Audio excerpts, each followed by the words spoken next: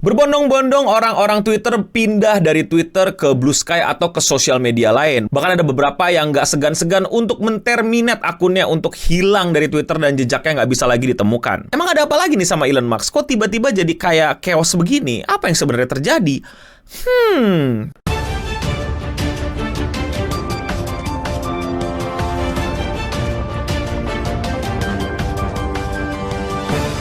Twitter, sosial media yang menurut gua sampai sekarang entah kenapa masih nggak cocok di lidah gua untuk dibilang X. Jadi di Twitter ini, itu tuh udah banyak banget orang tiba-tiba pindah. Nggak mau lagi main Twitter, pindahnya ke Blue Sky. Buat yang nggak tahu, Blue Sky itu adalah ya kayak Twitter dan dibuat juga sama salah satu ininya lah, founder Twitter dulu si Jack. Gue lupa ya sekarang masih di sana apa nggak dia. Tapi ya kira-kira orang-orang banyak yang memutuskan untuk pindah ke situ. Terutama para ilustrator, para artis, 3D animation, dan lain-lain. Pokoknya orang-orang yang bekerja di industri kreatif dan kebanyakan dalam bidang visual. Jadi yang suka bikin cover, yang suka bikin gambar, manga, fan art, atau bahkan open commission, itu udahlah pada pindah gitu, nggak mau lagi di Twitter. Yang dimana sebenarnya menurut gua udah jelas banget lah, Twitter itu lahan basah banget buat teman-teman yang emang pekerjaannya nggak jauh-jauh dari bidang ini. Pasarnya ada, peminatnya ada, tempatnya ada, dan juga secara platform gitu ya, cocok banget gitu buat teman-teman sharing karya-karya di sana. Nggak selalu berujung tentang jualan, tapi ya kadang-kadang buat promosi, buat pamer, untuk tunjukin skill, portofolio, dan mungkin aja nanti bisa dihubungi gitu sama seseorang untuk tolong kerjain proyek kita dong, atau open commission nggak, dan lain-lain. Kurang lebih begitulah di Twitter. Dan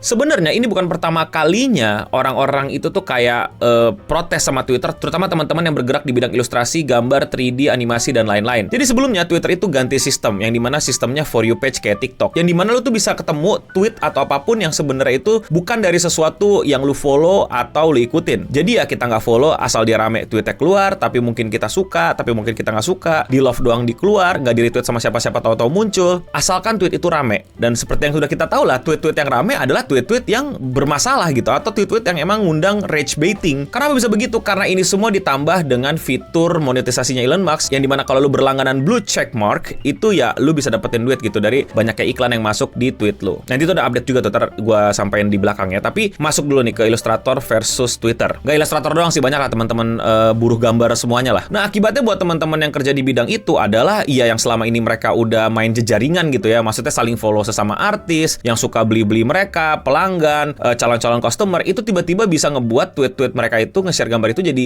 kacau gitu, karena secara sistem ya nggak perlu follow gitu. Kasarnya ketika gue mungkin suka gambar, suka beli segala macam, tapi ternyata ada drama yang gue ikutin, dan di luar itu ya mungkin tweet yang keluar adalah tweet drama tersebut, bukan tweet teman-teman yang gue follow karena karya-karyanya bagus atau pernah gue beli commissionnya. Kasarnya yang mempersempit pintu-pintu rezeki para ilustrator, buruh gambar lainnya di Twitter gara-gara algoritma yang baru. Nah yang sekarang kenapa mereka semua banyak yang pindah ke Blue Sky atau bahkan ke sosial media lain, pokoknya nggak mau main Twitter lagi, adalah peraturan baru di Twitter yang menurut gue sangat gue juga mengerikan sih buat gue. Ini bukan buat ilustrator doang, buat lu pada juga nih. Jadi Twitter ngeluarin aturan baru, lu silakan baca sendiri, ini panjang banget kalau gue bacain, tapi jelas-jelas ini peraturan barunya bilang, kasarnya, sebelum gue ngomong bisa jadi gue salah, silakan kritisi gue. Buat teman-teman atau rekan-rekan yang lebih jago bahasa Inggrisnya, atau teman-teman yang bahkan udah biasa kerja gitu untuk bacain terms and condition dalam bahasa Inggris, koreksi gue ya kalau salah. Yang intinya bilang, kalau kita pakai Twitter, maka kita konsen untuk ngebuat aset-aset media-media, foto-foto, gambar-gambar, video-video yang kita upload ke Twitter, itu untuk digunakan ke AI, untuk belajar, untuk jadi bahan belajarnya mesin AI yang ada di Twitter. Jadi kita rela gitu ngasih gambar kita untuk Twitter, untuk AI si Elon Musk gitu, bukan ChatGPT lagi ya, si Grok gitu di Twitter untuk mempelajari itu. Jelas kacau dong, dan orang-orang langsung kayak, kok begitu? Kok parah nih, kok bisa begitu? Ini nggak masuk akal banget. Ya udah pasti jelas dong, banyak banget artis, ilustrator, dan kawan-kawan nggak mau gitu gambarnya dijadiin semacam alat pembelajaran AI gitu, untuk di-digest gambarnya sama AI, direkam secara data, dan nanti mungkin bisa di-generate yang mirip-mirip. Atau nggak tahu lah sekarang AI learningnya udah kayak gimana, yang kan juga masih berlanjut di perang antara para artis dan AI nih, yang menolak. Yang ditolak tuh bukan AI-nya ya, tapi bagaimana AI itu bekerja gitu. Generate image-nya itu yang jelas-jelas itu tidak image baru, melainkan image yang banyak ngambil dari, kasarnya kayak dari karya-karya artis-artis yang udah ada gitu. Nah pertanyaannya, apakah ini foto-foto para ilustrator aja, artis aja, 3D atau apa? Enggak, ya muka lu juga yang ada di Twitter, foto-foto lu yang ada di Twitter, video-video joget-joget lu yang ada di Twitter, ya kepake. Jadi ya kalau orang minta generate muka orang Indonesia dan lain-lain, ya mungkin nanti yang keluar muka lu tapi beda-beda dikit. Ya lu paham lah maksud gua. Tapi buat teman-teman yang ngerti AI mungkin bisa update nih, apakah begitu cara bekerjanya atau beda lagi. Coba komen di bawah. Itu bukan satu-satunya hal yang menyebalkan di Twitter. Ini adalah hal yang menyebalkan untuk kita semua di Twitter, yaitu adalah blok tidak lagi blokir, ya. Lu tau blokir kan? Blok. Jadi kalau lu blok orang, ya orang itu nggak bisa lihat kita lagi. Tapi sekarang blok di Twitter itu bukan blok yang seperti itu. Blok di Twitter adalah orang itu nggak bisa lagi interact dengan kita. Jadi kasarnya ada bercandaan, yaitu dia bisa ngintipin kita dari luar tapi nggak bisa ngapa-ngapain. Jadi ngeblok orang itu cuman ngasih pagar, bukan menjauhkan dia dari seluruh safe space lu pada. Aduh, apa pula itu. Dan ini menurut gue kapitalis move yang cerdas gitu. Karena pertama, Elon Musk ini emang sengaja mengganti sistem, bahkan kalau kita bisa bilang algoritma itu yang seperti gue udah bilang gitu, algoritma keributan gitu, algoritma kebencian gitu. Jadi pokoknya yang rame adalah keributan, ketidaksetujuan. Lu ngupload apapun, tahu-tahu orang bisa nggak setuju. Lu cuman iseng bilang lu suka pisang, tiba-tiba orang bisa berantem. Kok bisa-bisanya lu bilang nggak suka sama Apple gitu? Kok bisa-bisanya lu anti sama mangga gitu kan? Kayak ini adalah algoritma yang membuat orang tuh pasti ribut, berantem di Twitter. Maka Twitter itu udah jadi tempatnya untuk debat lah gitu, untuk nyari sport lah buat lu pada yang demen debat. Dan itu ya terjadi sama gue, makanya gue berhenti main Twitter karena anjir ini tempat cocok banget gitu buat berdebat tiap hari, karena isinya adalah perdebatan, ketidaksetujuan, beda pandangan pendapat, ribut. Nah jelas dong, salah satu fitur yang sangat diandalkan gitu untuk membuat lu bermain Twitter lebih nyaman adalah fitur blog, yang dimana lu nggak mau ngelihat orang ini dan lu nggak mau dilihat sama orang ini, sehingga mungkin lu bisa bertwitter lebih lancar dan gak terlalu panas gitu. Tapi bayangkan ketika lu tahu bahwa ternyata kalau lu ngeblok orang itu tetap bisa ngintipin lu, tetap bisa ngeliatin lu, tetap bisa ngepoin lu, tetap bisa nge-stalk lu. Berikutnya yang terakhir adalah sistem monetisasi TikTok nih, yang menurut gua kocak. Kocak ini kayak gimana ya? Kayak subsidi silang gitu.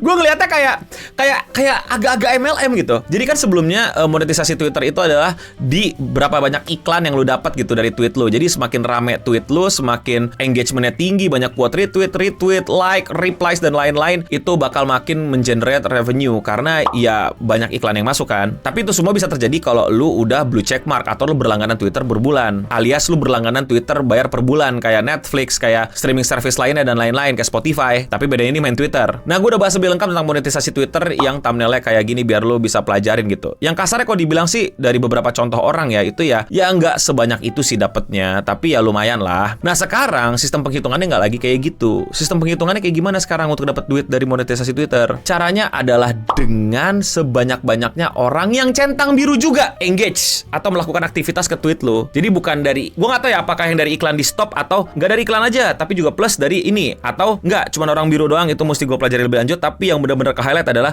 lu akan dapat duit dari sebanyak-banyaknya orang yang centang biru juga, komentar, like, share, quote retweet, reply di bawah, ngefollow lu dan lain-lain. Pokoknya engagement yang terjadi dengan sesama orang centang biru. Jadinya apa? Ya subsidi silang gitu, kayak MLM gitu, member get member. Mesti ada member juga, mesti ada yang subscription juga, yang saling komentar di situ, saling ngobrol di situ, saling bayar di situ. Abis itu baru dapat revenue. Yang menurut gue cerdas sih, tapi kayak wow, ini berarti udah di tahap yang kayak Twitter tuh gimana ya? Mesti yang bener-bener fanatik banget gitu, yang sampai rela melakukan ini semua, men. Ya sederhananya ketika lu udah centang biru berlangganan, terus lu mau bikin tweet yang emang rage baiting dengan akun anonim, ngata-ngatain siapa kek, ngedis siapa kek, bikin gosip siapa kek, terus habis itu rame ya 30 juta retweet tapi nggak ada satupun yang bintang biru, bukan bintang biru, centang biru, ya probably nggak dapet tweet. Jadi seperti itulah update yang terjadi sama Twitter. Bagaimana Twitter ini mulai ditinggalkan nggak cuma sama ilustrator, sama artis, sama 3D gambar juga, tapi ya hampir sama semua orang mungkin ya kalau misalnya kayak gini dibiarin. Ini update-nya belum ke-apply kayaknya ya, atau mungkin pada saat gua upload udah ke-apply, tapi ya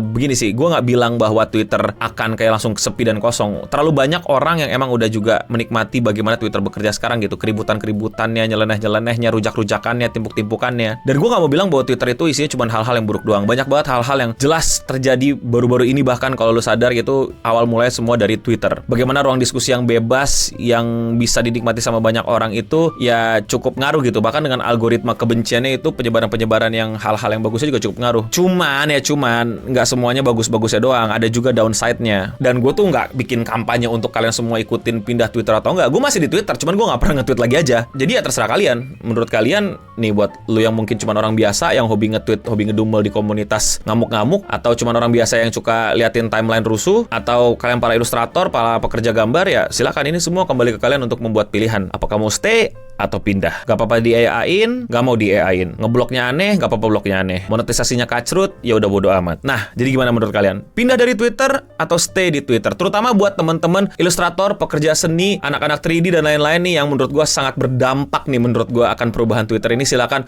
utarakan perasaan kalian di kolom komentar di bawah. Kalau tadi teman-teman nyimak dan kayaknya ada yang keliru deh, no, ada yang salah, no, please kasih tahu gue, koreksi gue di kolom komentar di bawah. Dan bahkan kalau ada informasi yang kurang lengkap atau ada updatean, kalian juga bisa bantu tambahin di kolom komentar di bawah. Dan itulah dia seputar internet untuk episode kali ini. Gue No Bening pamit undur diri, dan untuk kita semua, stay clean and sound.